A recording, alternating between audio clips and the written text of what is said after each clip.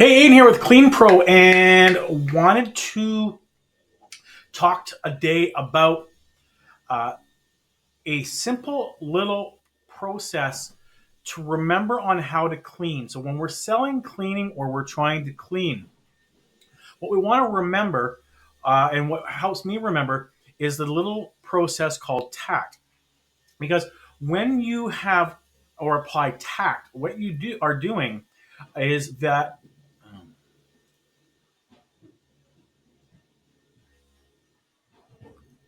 Hey, Aiden here with Clean Pro, and today I want to talk to you about a little hack for when you're selling cleaning, when you're trying to grow your business, but also when you're doing a walkthrough, when you're having issues, and when you're trying to get something clean. This comes in handy. Now, the easiest analogy I've always liked to use because everyone can relate to it is, let's say you are going to do dishes and you have a really tough frying pan that you're trying to get clean.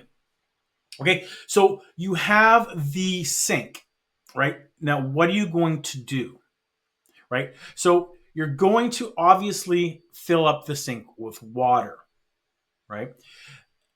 So that is the first process. Now, what we want to do now is we have our water, we have our sink, we have our frying pan, and now we're going to try to get it clean using the tact principle. So one of the things we want to look at and recognize is what we're going to do is we are going to need time, right?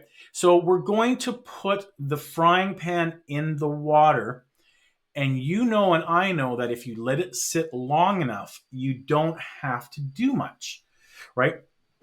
So the one thing we want to really think about is when we're trying to get something clean is allowing the everything that's intact, what we'll get to, is to give it time.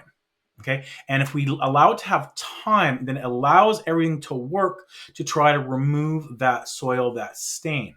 So time is of the essence. Where we want to recognize that tact, TACT, is time. Now, let's say we let the frying pan sit in the water for 10, 15, 20 minutes, right? Most of it's going to come off clean. But what we're going to need to do is we're going to need to agitate it, right?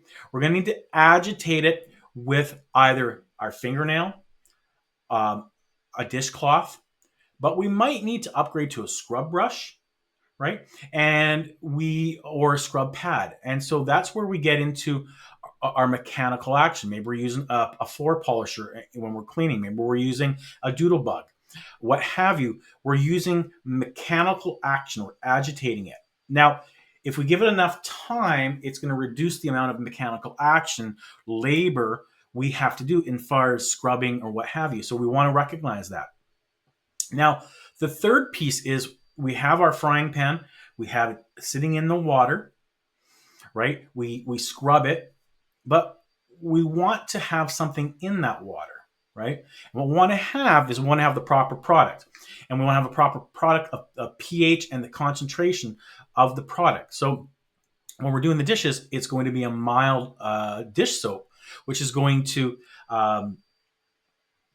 emulsify the grease and push everything to the side so that we can have some clean water and continue to work and allow the chemical to do its job when we're mixing with time and we're mixing with mechanical action. So we want to have some chemical involved in the cleaning process most of the time. So we've got our frying pan, it's in the water, right? We're giving it time, we're giving agitation, we're using our dish soap, we're using our chemical. Now, the next thing is what are you going to clean? Are you going to clean that? Are you going to put that frying pan in with cold water? Probably not. Probably going to use temperature, right? We're going to want to have hot water, right? So when we're trying to get something clean, we want to give it time. We want to agitate it. We want to have the proper product involved in the process, and we want to have temperature involved where appropriate. So in the sense of cleaning the frying pan, we're doing all four things here. We're giving it time to soak, We're agitating with a cloth or a fingernail or a floor pad, sorry, or a scrub brush, what have you. We have the detergent, we have our pH, we have our product, and then we have the temperature of the water, right? It's going to be lukewarm or hot, whatever it is. And so regardless of what the stain is we're trying to get, if we use all four of these involved in the process, then what we are going to do is we're going to reduce the amount of time it takes to get something clean. And we want to use all four of these. If we don't have one of these, if let's say we don't have hot water, okay, then we're going to want to give it more time. We're going to have to maybe scrub it further. Maybe we have to use a stronger product.